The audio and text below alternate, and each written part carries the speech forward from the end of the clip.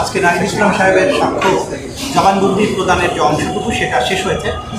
আপনারা সবাই শুনেছেন যে তিনি একজন সমন্বয়ক হিসাবে এবং জুলাই আগস্টের যে ছাত্র গণ অভ্যুত্থান ছিল সেটার একদম শীর্ষ পর্যায়ে নেতৃত্বের জায়গা থেকে তিনি কিভাবে দেখেছেন এই আন্দোলনটা কিভাবে শুরু হয়েছিল, বৈষম্য বিরোধী আন্দোলন, কোটা বিরোধী আন্দোলন প্রথমে কিভাবে শুরু হয়েছিল, কিভাবে সরকার সেটাকে দমন পীড়নের মাধ্যমে যখন দমনের চেষ্টা করলো, এটাকে নিশ্চিহ্ন করার চেষ্টা করলো, কিভাবে আন্দোলন বেগবান হলো এবং কোটা পদ্ধতি বাতিলের ব্যাপারে তদানীন্তন প্রধানমন্ত্রী আসামি শেখ হাসিনা যে চাতুর্যপূর্ণ অবস্থান নিয়েছিলেন সে ব্যাপারে তিনি বলেছেন যে আসলে তিনি বলেছেন যে রাগের মাথায় আমি বাতিল করেছি, অর্থাৎ তারা বুঝতে পারছিলেন যে কোটা পদ্ধতিকে আবার ফিরিয়ে আনা হবে। তখন তারা এই আন্দোলনটা কন্টিনিউ করতে চেষ্টা করেন। আন্দোলন চলাকালে যেভাবে নির্বিচার হত্যাকাণ্ড চালানো হয় তাতে ক্রমান্বয়ে আন্দোলন কীভাবে দানা বাঁধে সেই কথাগুলো তিনি বলেছেন। কিভাবে সমন্বয়কদেরকে গ্রেপ্তার করা হয়েছিল, কিভাবে তাদেরকে গোয়েন্দা সংস্থার মাধ্যমে চাপ দেওয়া হয়েছিল আন্দোলন প্রত্যাহার করার জন্য। সব শেষ পর্যায়ে শেখ হাসিনার সাথে তাদেরকে মিটিংয়ে বসানোর জন্য চাপ দেওয়া হয়েছিল, যেটা তারা অ্যাভয়েড করতে সক্ষম হয়েছিলেন। গোয়েন্দা সংস্থা এবং সরকারের চাপে তাদের ইচ্ছামতো স্টেটমেন্ট না দেওয়ার কারণে নাহিদ ইসলামকে অপহরণ করে আয়নাঘরে বন্দি রেখে তার উপর যে নির্মম নির্যাতন চালানো হয় সেটার বর্ণনা তিনি দিয়েছেন।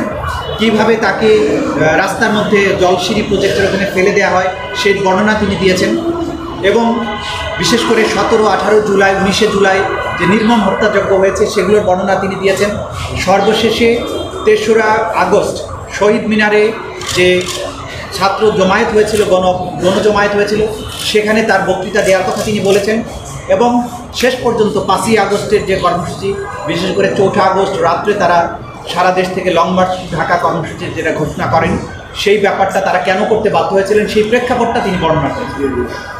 এবং শেষ পর্যন্ত শেখ হাসিনা পালিয়ে যাওয়া, অন্তর্বর্তী সরকার গঠনের যে প্রক্রিয়া, এই পর্যন্ত একজন প্রত্যক্ষদর্শী, একজন মূল সমন্বয়ক, একজন ভুক্তভোগী ভিকটিম হিসেবে তিনি যা কিছু বলেছেন সেটা এই মামলার প্রেক্ষাপট প্রতিষ্ঠার জন্য, এই মামলার বিষয়বস্তুর মধ্যে আসামিদের কোথায় কী ভূমিকা ছিল সেই বিষয়গুলো তিনি অত্যন্ত স্পষ্ট করে তুলে ধরেছেন।